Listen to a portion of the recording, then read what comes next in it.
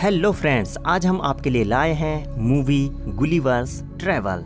ये मूवी 2010 में रिलीज हुई थी और इसकी IMDb रेटिंग है 4.9 आउट ऑफ 10। 112 मिलियन के बजट में बनी इस मूवी ने उस समय $237 मिलियन का बिजनेस किया था। तो चलिए आप भी देखिए हंसाने गुदगुदाने वाली और फुल एंटरटेन करने वाली इस मूवी को।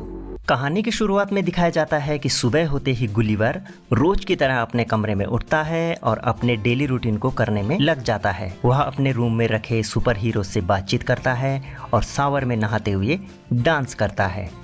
गुलिवर न्यूयॉर्क की एक न्यूज़पेपर कंपनी में काम किया करता है। एक दिन वह अपने एक एम्प्लॉय डेन से मिलता है। मेलिन डिपार्टमेंट में गुलिवर डेन से सीनियर होता है और वह डेन को अपना दोस्त बना लेता है। एक दिन वे दोनों मेल डिलीवर करने जा रहे थे, तभी वे एक लड़की से मिलते हैं जिसका नाम डार्सी होता है। वह जर्नलिस्ट होती है।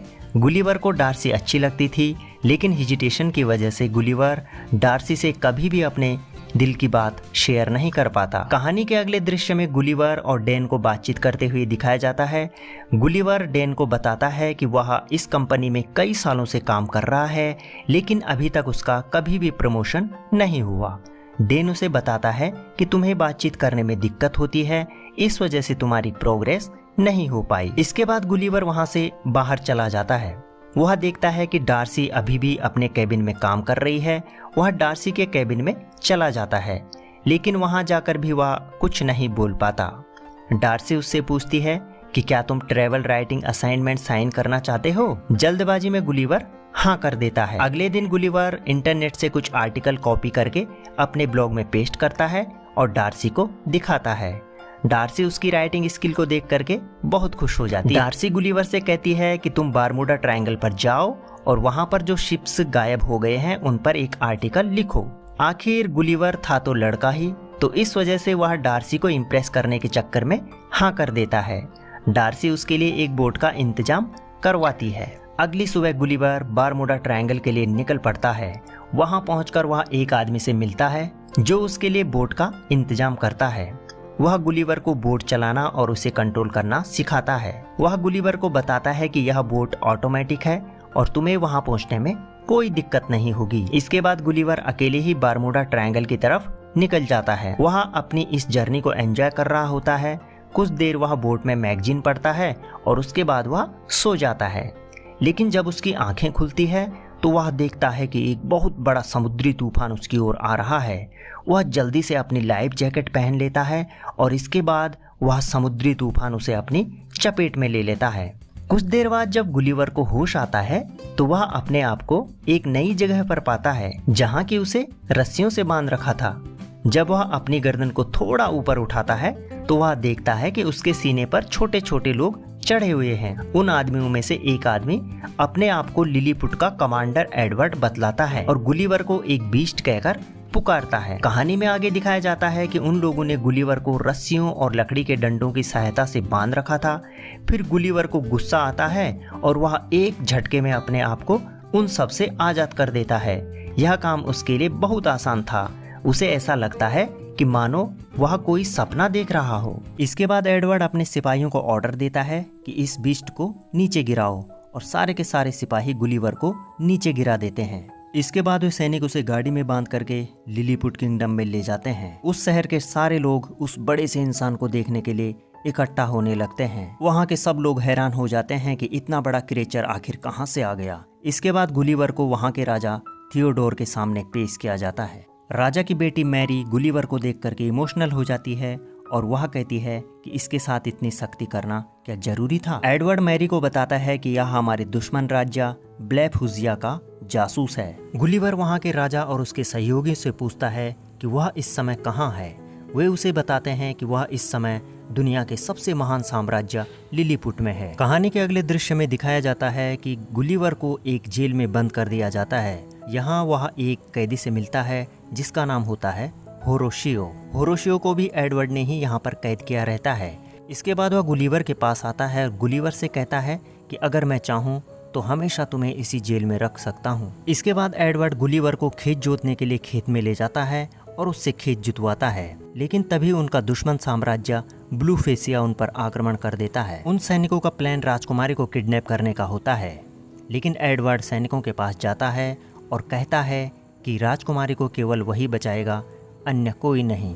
होरेशियो गुलिवर से कहता है कि एडवर्ड को वहां पहुंचने में देर हो जाएगी, इस वजह से तुम्हें राजकुमारी की हेल्प करनी पड़ेगी। गुलिवर वहां से दुश्मन के सैनिकों को हाथ से पकड़ करके एक तालाब में फेंक देता है और राजकुमारी को सुरक्षित ले आता है। इधर राजा और उसका सेक्रेटरी महल में लगी हुई आग में फंस जाते हैं। गुलिवर वहां पहुंचता है और वह उस पूरी आग में पेशाब कर देता है। इसके बाद वे सब के सब ताली बजाते हैं और गुलिवर की तारीफ करते हैं। इसके बाद राजा होरेशियो को भी जेल से आज़ाद करने का ऑर्डर देता है और गुलिवर की तारीफ करते हुए रात को उसे दावत में बुलाता है। यह बात सुनकर एडवर्ड वहां से गुस्से में चला जाता है। रात में दावत के टाइम पर राजा गुलिवर से पूछता है कि तुम यहाँ कहाँ से आए हो। गुलिवर उन्हें बताता है कि वह न्यूयॉर्क से आया है। इस समय गुलिवर बहुत खुश था। वह उन लोगों से झूठ कहता है कि वह प्रेसिडेंट है। इस बात को वे सब मान लेते हैं, लेकिन एडवर्ड इसे नहीं मानता है। इसके बाद वे गुलिवर के लिए एक बहुत बड़ा घर बनाते हैं ताकि वह न्यूयॉर्क की तरह यहाँ पर भी आराम से रह सके। गुलिवर वहाँ पर एक बहुत बड़ा थिएटर बनाता है और उन लोगों को टाइटैनिक का एक नाटक दिखाता है और कहता है कि इसका हीरो वही है और उसके साथ एक घटना हुई थी। इस पर एडवर्ड उसे पूछता है कि तुम बच कैसे गए, तो वह कहता है कि मुझे लोगों ने बचा लिया था।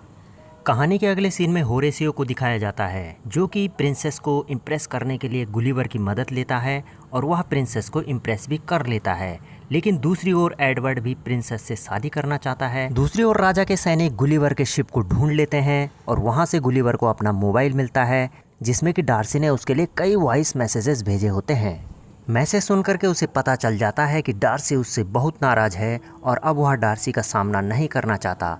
वह अपना मन बनाता है कि अब वह लिलीपुट में ही रहेगा और यहाँ से कभी भी वापस नहीं जाएगा। इस बात को सुनकर एडवर्ड बिल्कुल भी खुश नहीं होता और दूसरी तरफ राजा गुलिवर को जनरल बना देता है। इस बात से गुस्सा होकर एडवर्ड अपने किंगडम के डिफेंस सिस्टम को बंद कर देता है और इस बात का फायदा उठाकर ब्लू फेसिया के जवान वहां पर अटैक कर देते हैं। अब लिलीपुट की सुरक्षा की सारी जिम्मेदारी गुलिवर के कंधों पर आ जाती है। वह समुद्र में जाता है और बड़ी बड़ी छपाके पानी में मारता है। दुश्मन के सैनिक उस पर गोलों से हमला करते हैं, लेकिन उस पर कोई असर नहीं होता। वह पूरे डेडिकेशन से गुलिपुट की सुरक्षा में लगा रहता है। इसके बाद वह दुश्मन के सैनिकों को हाथ से पकड़ करके अपने किंगडम से बाहर फेंक देता है। इसके बाद वहाँ गुलिवर की खूब खातिरदारी की जाती है और इससे वह बहुत खुश रहता है। इधर प्रिंसेस भी एडवर्ड को रिजेक्ट कर देती है और इस वजह से वह दुश्मनों के साथ मिल जाता है। उन लोगों को गुलिवर के शिप से रोबोट बनाने की एक मैगजीन मिलती है और उसकी मदद से वे एक बहुत बड़ा रोबोट बना लेते हैं और फिर से अटैक करने की तैयारी करते हैं।